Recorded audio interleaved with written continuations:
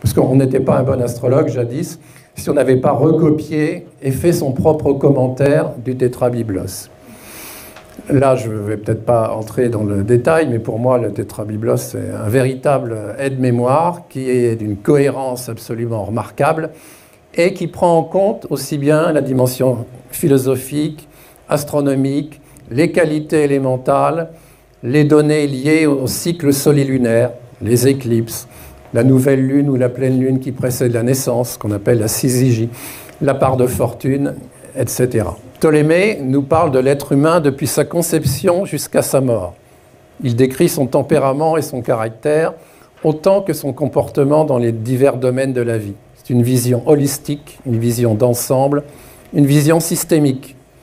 D'où je viens, où je vais, l'avant et l'après auquel s'attache l'astrologie karmique, Ptolémée en parle déjà à travers la syzygie, l'étude du thème des parents, le tétrabiblos étant structuré sur ce ternaire de l'avant, du pendant et de l'après. Le tétrabiblos gagne à être approfondi car il présente l'approche la plus englobante qui soit. Giuseppe Bezza a fondé une école, l'association Cielo et Terra. Il a écrit un cours par correspondance avec Marco Fumagalli et on a la chance que Daniel G ait suivi ce cours. De temps en temps, moi je fais des séminaires sur l'astrologie ancienne. Daniel G, elle, sans cesse écrit sur les travaux de Bezza, dont elle a absolument beaucoup de documents. On peut lire Le ciel en mouvement, clé des jugements astrologiques. C'est un ouvrage que j'ai publié en 2006 parce que personne d'autre ne voulait le publier. J'ai eu pour une fois une expérience d'éditeur. Je peux vous dire que c'est du travail. Et elle a réussi à publier chez Dervy pour une astrologie de l'événement. Et par ailleurs, vous trouverez des articles dans la revue du RAO ou dans la revue de Bordeaux, de la AA. Voilà. Et je vais terminer en vous disant qu'il y avait eu un débat extraordinaire entre André Barbeau et Giuseppe Bezza en décembre 2002. Et suite à cela, on a d'ailleurs organisé des stages en Toscane chez Giuseppe Bezza. Certains sont présents qui ont assisté à ces stages. Et je me souviens de la conclusion de ce débat. Barbeau disait « Soyons ouverts aux préceptes de l'astrologie classique ». Mais il ajoutait « Vérifions-les afin d'éviter de tomber dans de la pure rhétorique ». Ça, c'est du bon Barbeau. Alors, conclusion, en France, on a de bons auteurs, si vous voulez. Et à mon avis, c'est intéressant d'étudier leurs œuvres.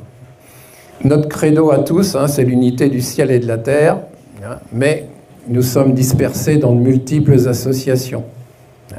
Je reprends ce que disait tout à l'heure Marc. Notre esprit indépendant nous empêche de nous retrouver dans une grande association. C'est vraiment dommage, car nous ne pouvons ni écrire dans une revue respectée de tous, ni organiser régulièrement de véritables colloques, ni disposer d'une bibliothèque et d'un bel espace qui permettent d'effectuer de véritables recherches et d'organiser des réunions, ni publier les livres dont ne veulent pas les éditeurs. Il ne suffit pas de constater la diversité des courants. Il faut agir. Et voici le vœu que je formule. L'ensemble des courants avait l'occasion de se retrouver au printemps dans les années 90 et 2000. Force est de constater que ces rencontres se sont raréfiées avec le temps. La rencontre d'aujourd'hui est peut-être le signe annonciateur d'une inversion de tendance, le début d'un cycle de retrouvailles entre représentants de courants différents. Au fond, nous sommes tous sensibles au mystère de l'osmose permanente entre le ciel et la terre. Plutôt que de nous affronter, voire même parfois de nous faire des procès, ne serait-il pas plus judicieux d'œuvrer ensemble? Cela ne veut pas du tout dire d'arrêter de débattre, mais n'est-ce pas préférable de faire progresser nos connaissances dans le respect mutuel? Ce serait tellement magnifique si la communauté astrologique parvenait à passer par-dessus ces différends et à s'enrichir de ces différences.